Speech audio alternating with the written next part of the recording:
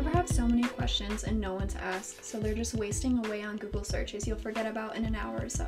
We had that same problem, and that's why we created the RD2Be podcast, a resource for dietetic and nutrition students looking for answers that their peers don't have. We are students Macy and Emily and registered dietitian Carl Barnes. We engage in conversations and learn from RDs. Join us weekly as we gain insight into the unique journeys of registered dietitians all over the country. Today's guest, we have Michael Stabline. He's a registered dietitian. This is a good friend of mine, so I'm very excited to have him here today. Mike is a current Army dietitian. He has pretty extensive military experience even prior to becoming a dietitian, served in the Marine Corps, and then went back to school to become a dietitian. So kind of a second career of sorts almost.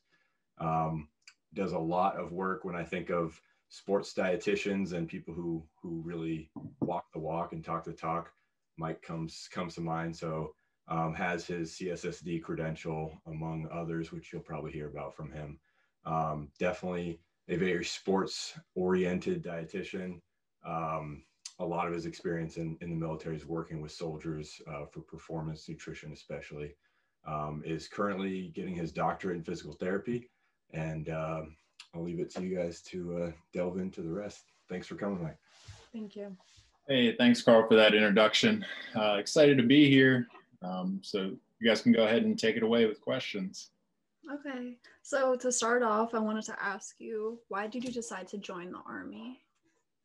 Well, as Carl mentioned, I have some prior military experience. When I got out of the Marine Corps, I never really saw myself coming back in. Went back to school for nutrition, as you know, what you guys are doing right now. Found out about a military dietetic internship. Kind of missed the military, so that kind of led me down the path of joining the Army. That's definitely a lot different than what I was used to, but I just kind of felt like it was a calling to go back and serve the soldiers and just make sure that their nutrition is taken care of. Awesome, thank you. So the military experience isn't really the normal, I guess, for the dietitian route. So what do you think makes your experience different than others? Well, to start out, I mean, first off, your internship is paid for. So you get paid while you go. So that's an incentive to go that route. As well as, I mean, just the overall experience as an Army dietitian or military dietitian, just in general, your population's a lot different. So it's probably more akin to something you'd see like if you were working with college athletics, a younger crowd more generally. And that's all going to depend on where you get stationed, obviously. I've had some different experiences, which we can go into in a little bit, but it varies greatly as far as who your crowd is. My last assignment was probably what you're all thinking of when you think Army dietitian. That was, they stuck me in with a infantry unit. So my day-to-day was working with soldiers, you know, going out and PTing with them or conducting physical training with them. Going out to the field, even did a little brief deployment with them. So that's probably more along the lines of what you're thinking of when you think military dietitian, but they also have, just like your normal everyday dietitian jobs. So you can work in a clinic, outpatient, you can work inpatient as well. They have some of the finest facilities, military hospitals. You can also do food service. I luckily never had the privilege to do food service. Carl might disagree as that being a privilege or not, but I tried to avoid it as much as I could. But yeah, you can also do that. So really a wide range of things that you can do and be a military dietitian. It's not just the, you know, going out and working with soldiers. Okay, so you said that luckily you didn't work in food service. So why do you think that's lucky? It's just a personal preference. So I would say, and this kind of leads down, because I know you guys are going through your nutrition degree. And, I say that with, a grain of salt of, I was lucky, but really you need to keep an open mind, because you'll never know what you like until you actually try it. And luckily, the way the internship is set up, you're going to try it, because they're going to put you through all the different fields. Just go in with an open mind and really try to, put your best foot forward as far as the people you're working with. You might find something that you really like that you didn't think you'd like. I wasn't sure about food service. After the internship, I had a great experience. I was actually lucky enough to do my internship at Walter Reed, so kind of close to you all. But when I got my first assignment, it was outpatient, and then I never got moved over to food service. So I say luckily, but I mean, I would have gladly taken an opportunity to work there, as long as I didn't have to stay there, for the rest of my career. What's the difference between the internships for Baylor and Walter Reed, Washington State, and Texas? I'm pretty sure those are the three places that they're in. Yeah, so the Army program, it's through Baylor, but you're actually at Fort Sam Houston, which is a couple hours south of Waco. We only went to Baylor once, so our degree says Baylor, but really it was through the Army. So you have your classes down there, and then you get assigned one of those three spots. So Fort Sam Houston is one, which is the Baylor one that you're referring to. And then, Washington State and Washington, D.C. Those are just the three internship sites where they send people. So that's really the only difference. They're all doing the same thing, going through the same rotations. It's just the location difference. Okay, great. Thank you. And you also mentioned that you work with different people, like depending on where you're stationed. So where else have you been stationed? So after my internship, I actually got sent back to San Antonio, so Fort Sam Houston. So I was working outpatient there. And actually, I was fortunate enough during my time there, we opened up a resiliency center, which is just something that the military is putting together. It's really just trying to take different professions and stick them all in one place. So we had myself, nutrition, we had what's called the Army Wellness Center, where they can do things like bodpod, metabolic cart. They also had like exercise testing.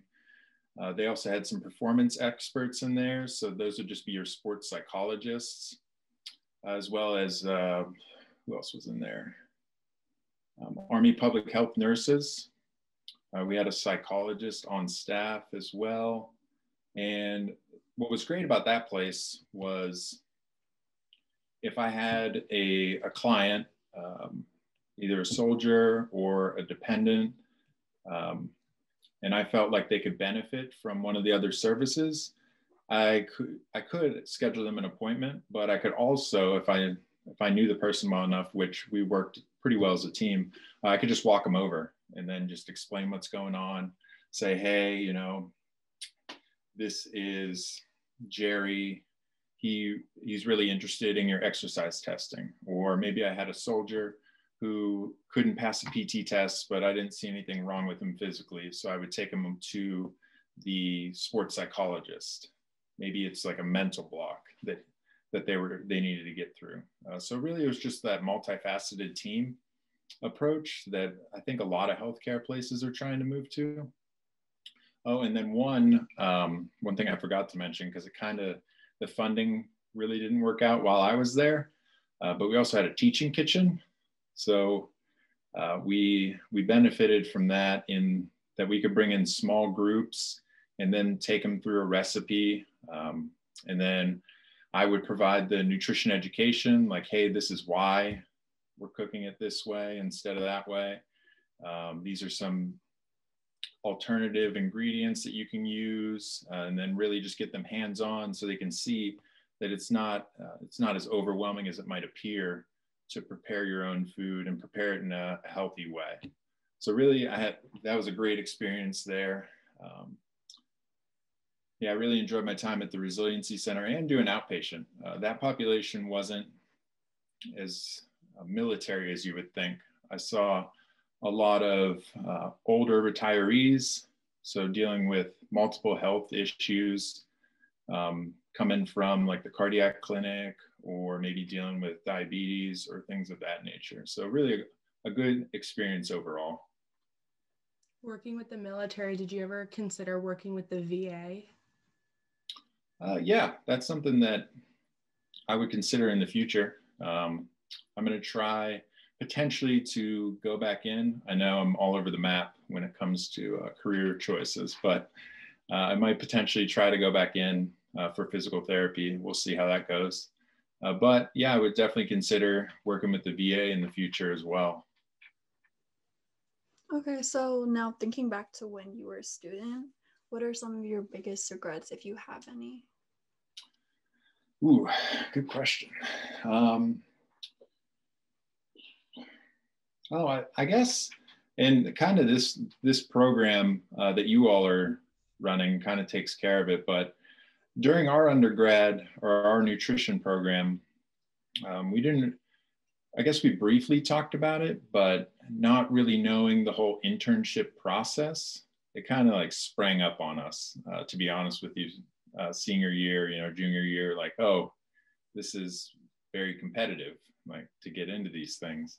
I was fortunate enough to just kind of seek out those extracurriculars, so like the clubs and all that stuff.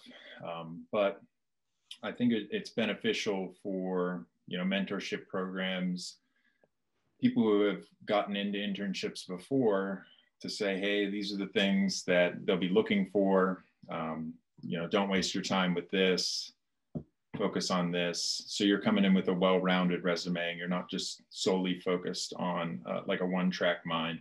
So I think that would be one. Other than that, I wouldn't say I have any regrets as a student. Did you always know that you wanted to go the military route? Because that's not really, I don't want to say normal choice, but people tend to go to hospitals or settings like that. So what made you choose the military route? Yeah.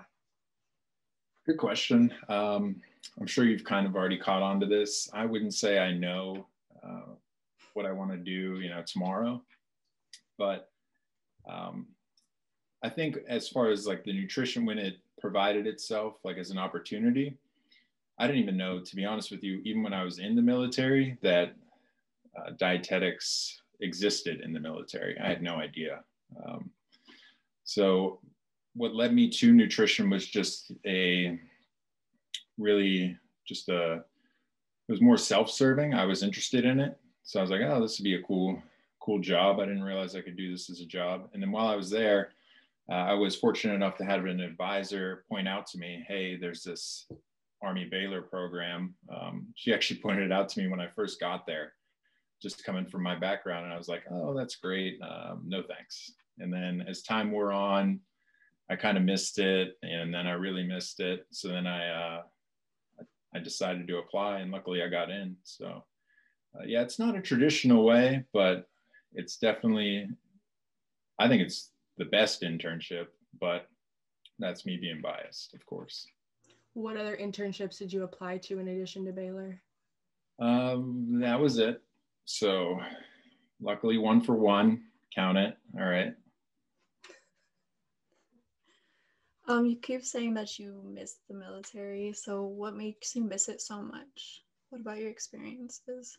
I think just the camaraderie, feeling like you are doing something, bigger than yourself. I know that's like so over the top. You've heard it before, but really, I mean, it holds true. When you're serving in the military, as long as you have good leadership, and they can point you in the right direction as far as why you're doing what you're doing and not just telling you to do it, it can really go a long way. And that can work outside the military too. That comes with different jobs that you probably have all had.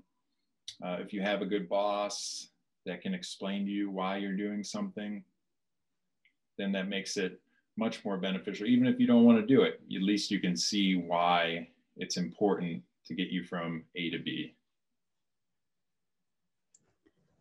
So still thinking toward the beginning of your dietetic journey, did you ever have a clear vision of where you want to be? You said you didn't know what you would do tomorrow, but did you have an overall clear vision, or how's it transformed over time?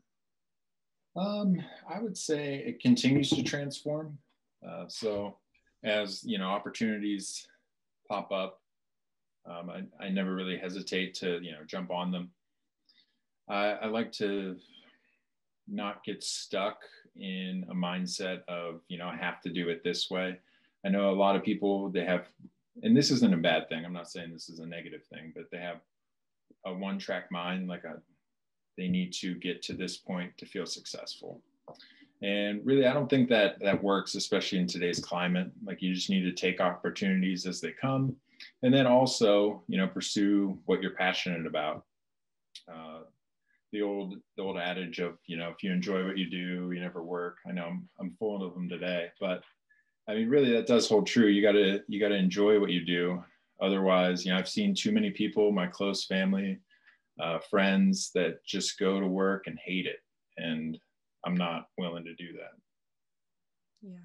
So what are some of your weaknesses and strengths, and how do you think they play a role in your dietetic career? So one of my big weaknesses, especially when it comes to nutrition, that I've been working on since the internship, luckily I was able to recognize it as a weakness, was just overall empathy with clients, especially soldiers, because more of the mindset of like, hey, just put your mind to it and do it. I realized that doesn't work at all.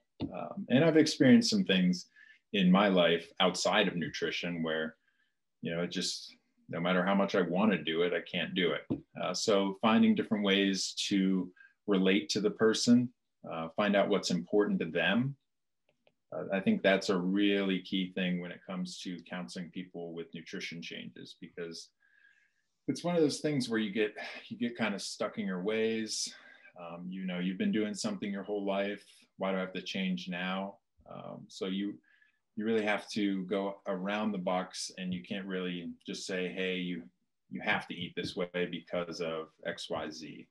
You have to relate it to more like, hey, I know you really enjoy, you know, spending time with your grandkids or something like that, and this will help get you there. So really just getting more on that personal level can really be a way to draw upon, like, to get them, I hate the word motivated, but to get them to see why it's important they need to be doing what you want them to ultimately do, which is just to, you know, regain their health.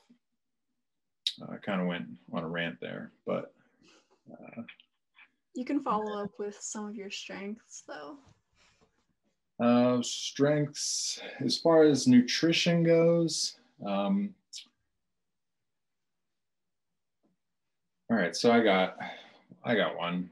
So I'm not afraid to like try different things. So in our grad program, we would constantly, you know, place friendly wagers on the dumbest things. One of our classmates bet me that she could, you know, eat a vegan diet for longer than I could. And I took it, you know, not only as she's challenging me, but also as an opportunity. I think too many people in the nutrition world get too dogmatic.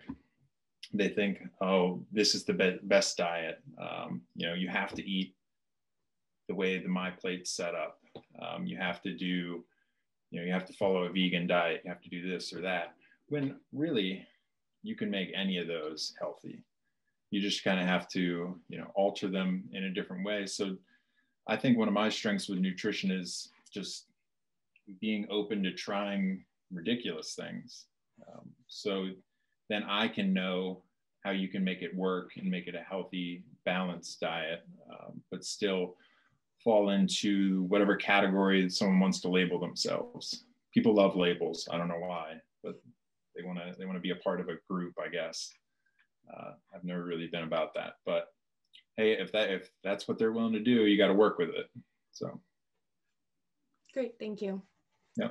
So working as an RD, so what is your biggest challenge or most common challenge right now? You said that you were working on being empathetic, but what about now? What's your current challenge? It still kind of goes back to that, just, meeting people where they are. Currently, the only thing I'm doing with dietetics is through the Army Reserve, so it's pretty limited. So I would say the empathy thing, continuing to realize that, everyone's different. You gotta meet them where they are, work with them, no matter what point they're at in their journey. And then also maintaining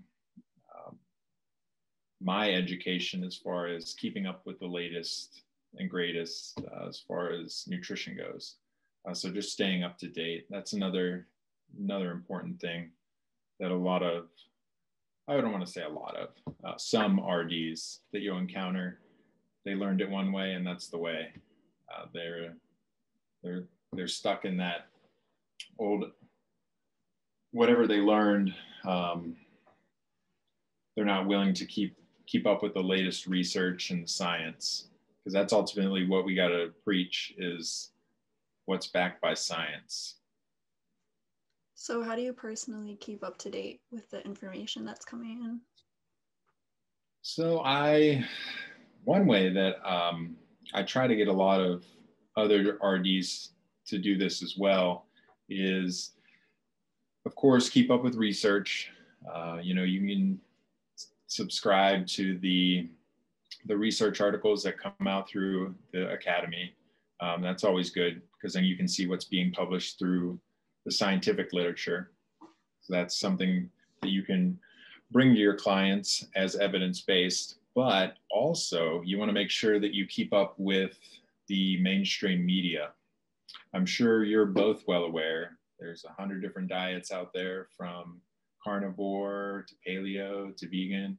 And if you haven't heard of this stuff and you sit down with someone and they say, hey, I want to do carnivore, and you're like, well, what's that?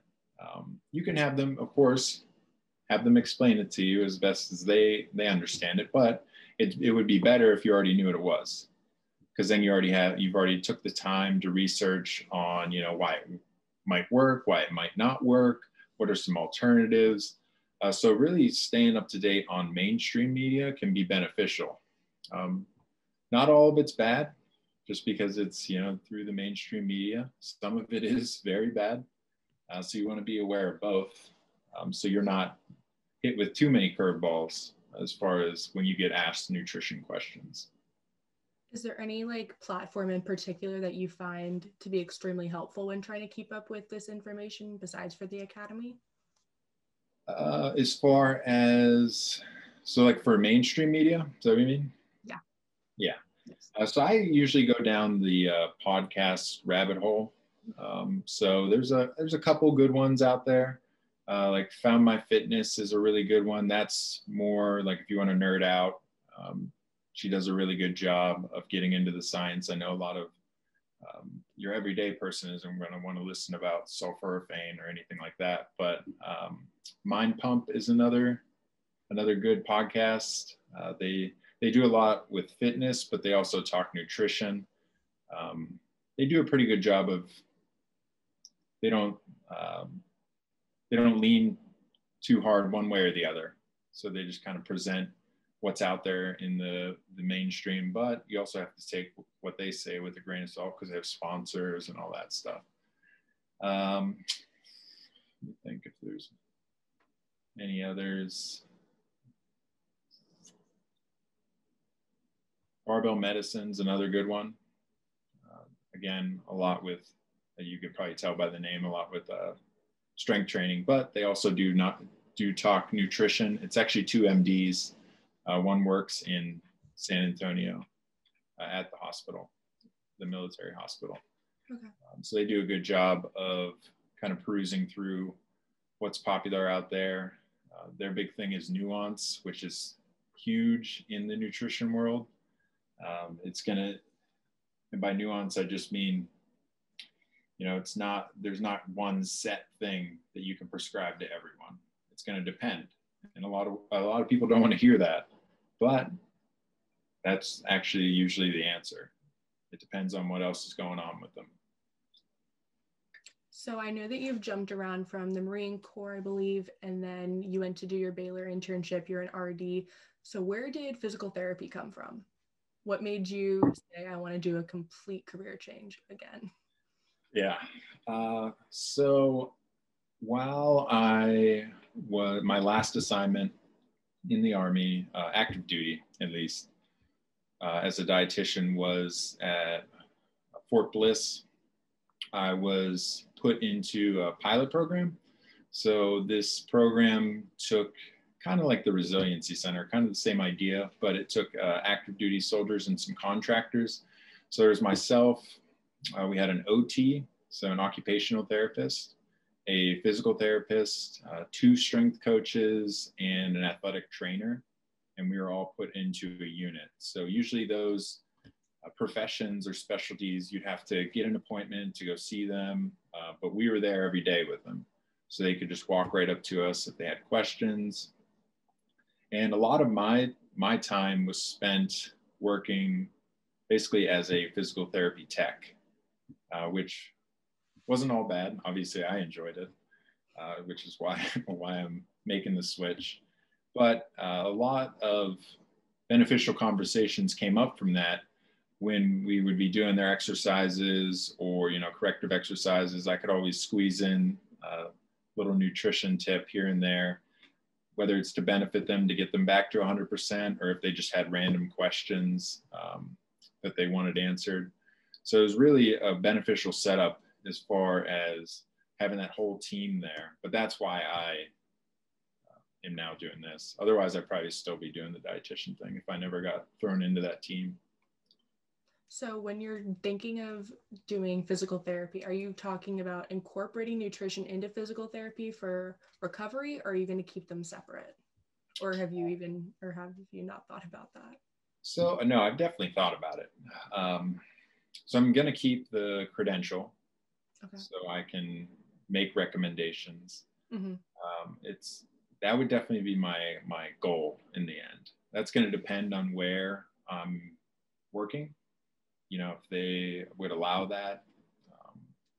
If it's something like if I do go back into the military and I'm part of one of those teams, it would work perfect. I wouldn't want to step on the dietitian's toes or anything, but I would, you know, answer the simple questions if they had them.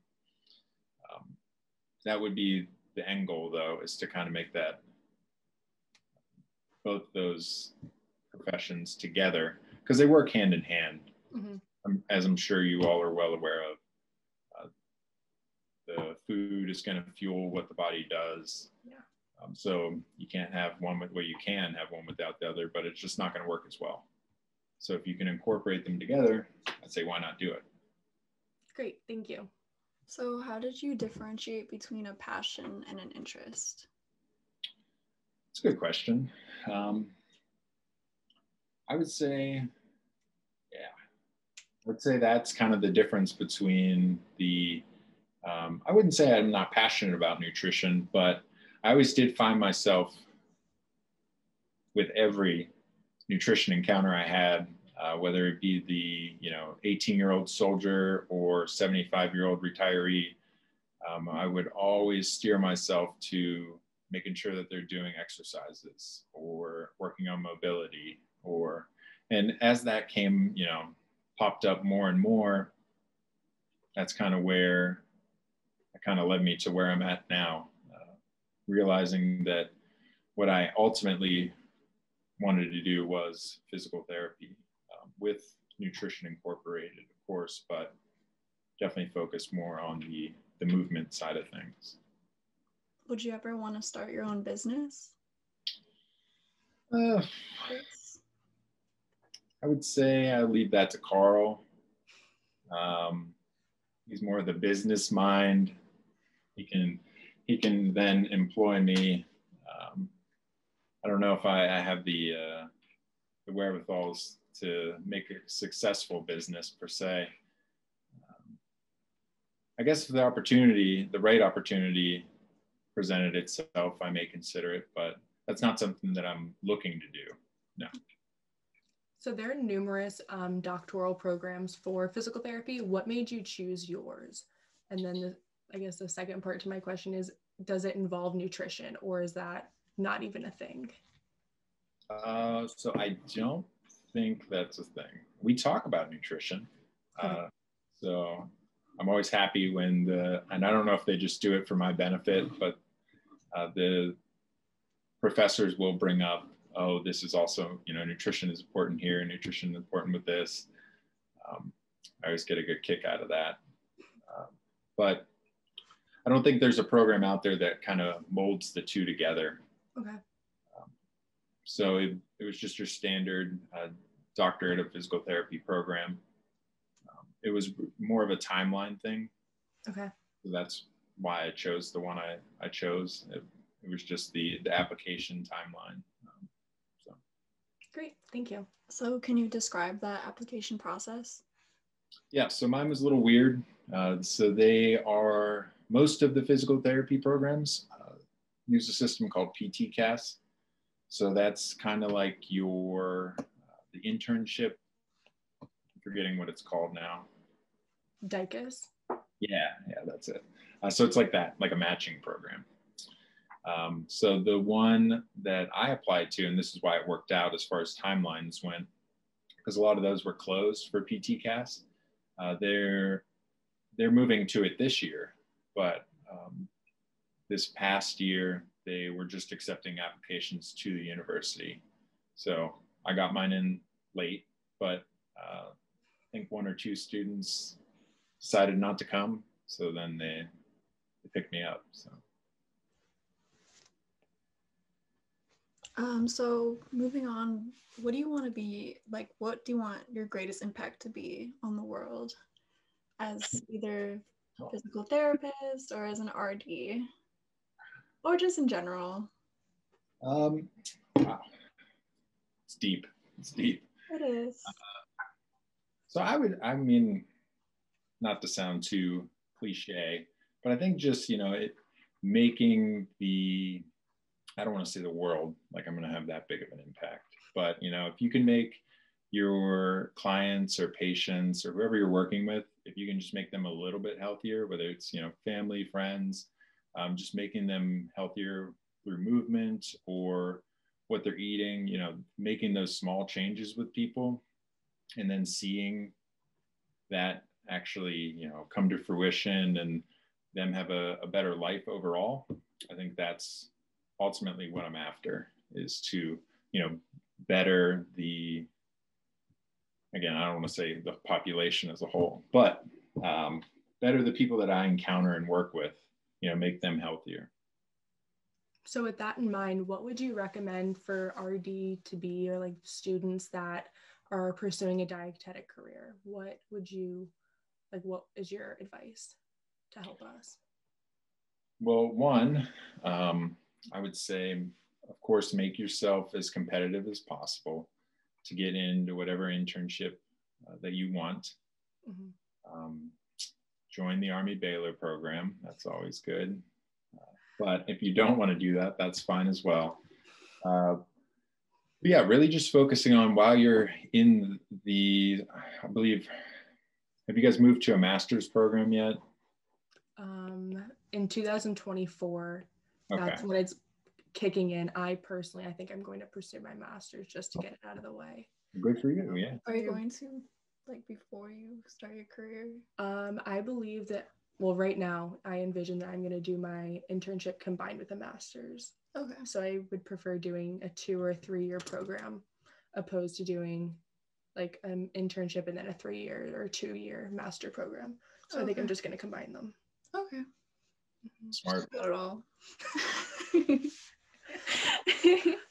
So what experiences do you have that you what experiences did you use, or what am I looking for? What did you do to prepare for your dietetic internship application? So I personally just sought out different areas of interest. So I did the whole dietetics club thing. Mm-hmm. I was a member and then the president of the dietetics club at my undergrad. Okay. And then you ultimately have control over what events and functions you can do. So I would suggest that to everyone if you're able to. I know everyone can't be in charge of everything, but you can be on the committee. Because then you can, and again, this is kind of self-serving, but it's also helping the community. So, hey, a win for everyone. You can make sure that you're, setting up events in different areas. So you're not just having a community outreach experience, but you can also go volunteer with a hospital or, get creative with it as far as who you're reaching, what population. So then you can make your application as diverse as it can be.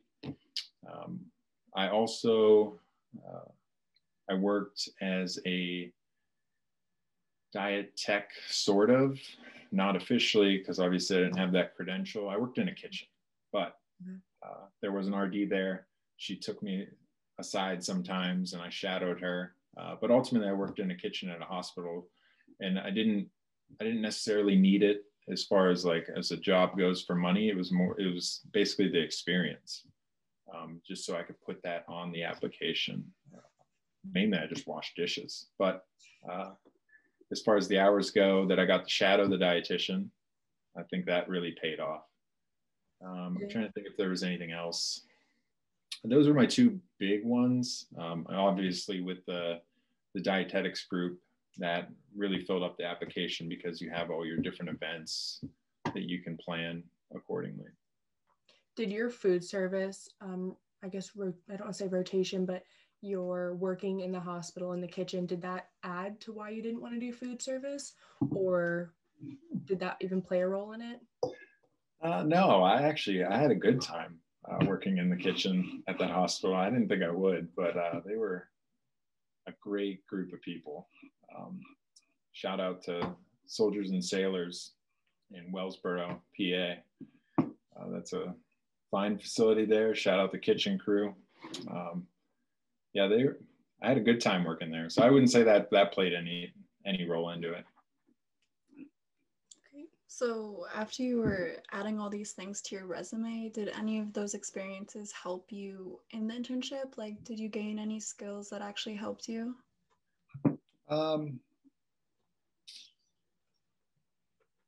I would say working the hospital, yeah, definitely. Because then, I was a part of the kitchen staff, right? So I knew what they go through.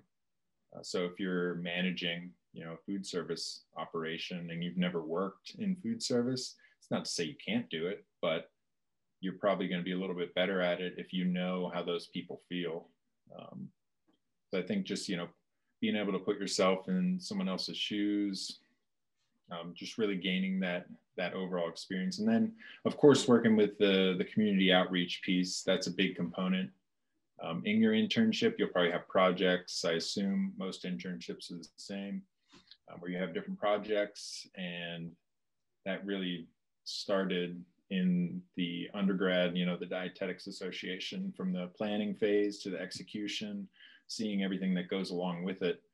Really, you build a good foundation there, and then you refine those skills in the internship. So, good question.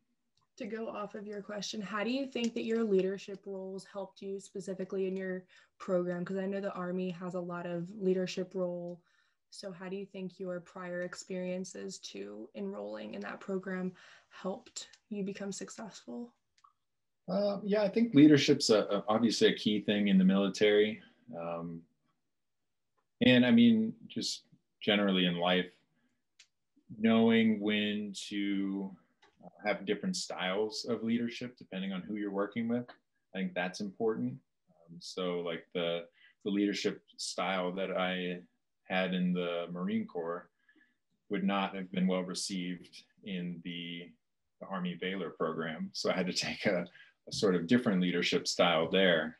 So you just have to be aware of your audience, whether it's, you're managing a kitchen crew with food service, or if you're in charge of like a clinic one day, I would say that the Army Baylor program and the Army in general, it does a really good job of, you know, kind of molding leaders and making sure that they're ready to kind of think quick on their feet as far as adapting to the target audience. How hard do you find it to adapt to different audiences? Like you said that the Marine Corps, the way that you interacted with them would not bode well with how you dealt with people in the Army. So how were you able to make that transition? I would say that that's just, you know, that you have to kind of look inside yourself and just not be set in your ways. You know, you can't be stubborn and just because, you know, this is the way I do it and this is the way I've always done it, so it's going to work here as well. It might not. So you have to be willing to kind of adjust accordingly. I mean, not so much that, you know, you're letting, you know, someone walk all over you. You can't let that happen, obviously, but you want to make sure that you're getting your point across however you need to, so that you can get, you know, you can execute the mission essentially. I know that was too much military talk there, but even in a civilian career, that's ultimately the goal. You want to have a successful clinic that either, you know, makes money or brings in new clients, keeps clients coming back. So whatever shifts you need to make that happen, that's ultimately what you need to do. Great, thank you. To go back to something that you said earlier, you mentioned that you do projects during an internship. What can we expect? Like, what types of projects can we expect from an internship? So I can only speak to ours, but we had a research project. So I'm not sure if probably not all programs do. If you're going to a grad program, you more than likely will have a research project. So that's kind of throughout your whole entire time. So you really dive deep into some research.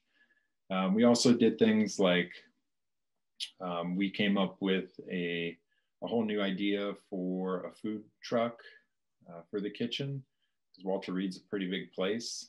So we presented it to the staff. It actually got pretty far up the chain. I don't know if it ever happened. I don't know. Actually, Carl could probably tell you if it did or didn't, because he worked there after I was gone. But that could be for another day. So things like that. They'll have an outline for you. So it won't just be like, hey, create something, you know, magical. It'll be like, this is accomplishing this, and this on your checklist. Make sure that you're hitting these blocks. And basically, I wouldn't worry too much about it if that's what you're getting at. Like, do you need to plan ahead? No, you don't need to be sparking up ideas now. You just need to focus on getting in an internship now. That's the ultimate goal. Oh, sorry. Oh, you can go. Just to go a little off that. It was out of curiosity, but also out of curiosity, how many people were you working with on the projects? Like, so some of them will be by yourself. And again, this is going to depend on your internship sites. So mine was just myself and now Captain Anderson. So it was just us two. It was supposed to be 3 of us, but only 2 went up to the Walter Reed site. So ours was really small. I assume most internships you'll have quite a few more students making the rounds, but you'll probably be in a position where you're just shadowing one dietitian and you. So some projects you'll do by yourself. Your main thing with the internship will be, though, is just kind of, like I mentioned, shadowing. So you'll be set in different rotations, watching what the RD does, and then doing what the RD does, and then they'll be watching you. It's really, it's a good setup as far as learning the job. So it's not just like you graduate, hey, go do it. You get at least a chance to see someone else do it. And if it's a good site, then you'll have multiple different experienced people so you can see different ways of doing, the same thing, and kind of pick and choose from those people what you like, and then ultimately make your style, whatever that is. Out of all of your projects that you've done, what were some of your favorite ones? So I mentioned the food truck one was good. So that was one I worked on with Derek. It was over, I think, the majority of the internship, or at least a solid block of time there. My research project was on it was actually one of the other services weight control programs. So I got to enter a lot of data. That wasn't as fun, but I got to work with like a DEXA and a bodpod, and run people through different screenings. So I found that enjoyable. I really like that project. I'm trying to think back. I think those are probably my two favorite projects. Cool. Thank you. So you mentioned bodpod twice. Do you just want to explain that so that some people don't know what that is? Do you want to just explain what a bodpod is? Yeah, so bodpod it's just a way of measuring body fat. So it gives you an estimate, because most of these things are, actually all of them are estimates. In order to actually measure true body fat, you would have to no longer be with us, but that's for another topic. So bodpod's going to give you an estimate of body fat, which you can track over time. So what I always tell people is, it doesn't really matter the instrument. Obviously, some are more accurate than others, but even if you're using like a handheld thing or a scale that you step on, if you use that same instrument at the same time of day, you're generally the same hydration level, because that matters with some of them, then you can track your progress over time. So the bodpod's a great one, as well as, different things like BIAs or bioelectrical impedance scales. All of those can be useful if you use them right. So I think people get too held up on the numbers, like, oh, I want to be a certain percentage of body fat or this or that, when really a lot of those measurement tools aren't that accurate. Really what you should be focusing on is, where's the number going? Is it going in the direction that you want? Okay. So my last question, you kind of touched on this earlier, but what resources, such as like books, podcasts you already mentioned, would you recommend to dietetic students? So besides like the podcasts, so I would say that's a great one, because a lot of people are consuming them now. So not only for your benefit, as far as, maybe learning something new that you didn't know, but also making sure that you're staying up to date with what your clients or patients are going to be hearing and thinking is true, which it may be, or it might not be, but at least you're getting exposure to that as well. As far as books go, I would say the same thing, as far as making sure that you are not getting pigeonholed into one category. So like, don't read all of the plant-based books. Read some of them, yeah, but don't read all of them. Don't just read, just the paleo books. Make sure that you're getting a wide variety from these things. And audiobooks can really, that's how I consume most of them, just because most of my reading time is now back to textbooks. But staying up to date with what's coming out, because there's so much out there that you don't want to get left behind. Because if you can't talk intelligent to these things, if someone brings something up and you just shut it down, like, no, that's no good. Do it this way. They're going to turn you off right away. So you have to be open and willing to listen to what's being put out there. Great. Thank you so much. Thank you. Do you have any other questions? I just had one last quick question. So now that it's being implemented that we need to have a master's program, how important do you think that it is for people that are our age, who are kind of grandfathered into not getting the master's program? How important do you think it is for us to get it, to set us apart from other students who will eventually have it if they're freshmen this year? If you would have asked me this question like 6 years ago, I would have said, it's very important, you need to do it. But if you're asking me this today, I would say if you are able to get a job with just a bachelor's and an internship, and it's something that you enjoy doing, then I would do that. Now, if an opportunity arises in the future and you want to pursue that further education, I'm not saying don't. Obviously, I keep going back to school. I'm one to talk, not getting about more education, but it's really what's going to ultimately drive you to be successful in this field is experience, as in any field. It's not the letters behind your name or anything like that. It's the overall experience working with people day to day, seeing the different presentations that, how they're affected by different things in their life, not just from, am I overweight or underweight, but, why that's going on. Is there something else, trouble at home that's causing them to do that? And, the only way you get that is through experience. So I know that's a little bit longer answer than you probably wanted, but I would say if you're able to get in the field without it and you're comfortable with that, I would say do it that way. Great. Thank you for that input. So to go off of school again, how is your education going so far? And how are you balancing just life and school? Making it work. Yeah. So it's good. It's good. We're actually wrapping up. We have finals next week. It's weird, but because of the whole, situation with everyone, the health crisis that's going on, they want everyone out of here by Thanksgiving. So I think it's smart on the university's part, so they're not going home and then coming back. So everything was a little bit more condensed this semester, and online. It's weird. Yeah. I enjoy the classroom a lot more personally. I feel like I learn better, but making it work. So far, so good. How do you think coronavirus has played an impact into your education? I would say,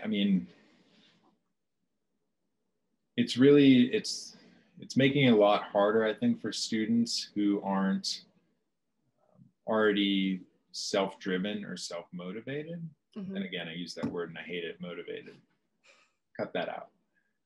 But you really have to take it upon yourself to make sure that you're not getting behind, because it can be distracting being at home. Mm-hmm. With all the distractions in the world. I purchased a desk and put it in my room just so I could get away from entertainment, and from 8 till, depends which day it is, I'm in there working on schoolwork. And I think it's really important to set up that structure kind of like you're going to school, because you are, but you're just not there in person. I think that.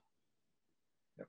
So obviously you've had a lot of academic experiences with getting your bachelor's and then your master's and then going back to school. So for just students in general, not only dietetic students, how do you find time to separate school from home and your personal life when you're doing school at home? So I'm probably not the best person to answer that, just because whatever I'm doing kind of consumes my life. So when it's nutrition, you can ask anybody that knows me. It's pretty much like a one-track deal. So I don't really separate them. I don't know if that's the healthiest of things. Okay. I don't really ever get away from me. You can see my pal back here. So constantly working on ranges of motion, that sort of thing with the physical therapy thing. I'm probably not the best example of that. But I think it is important that you bring that up, that you need to take time for yourself, whether that's, going out for a walk, getting away. It depends on your living situation. Not always being kind of feeling like you're stuck, right? Again, not me, but I could see where that could play a role. Great, thank you, I appreciate it. Yeah. Do you have any other questions? I don't think so. Okay. Do you? No.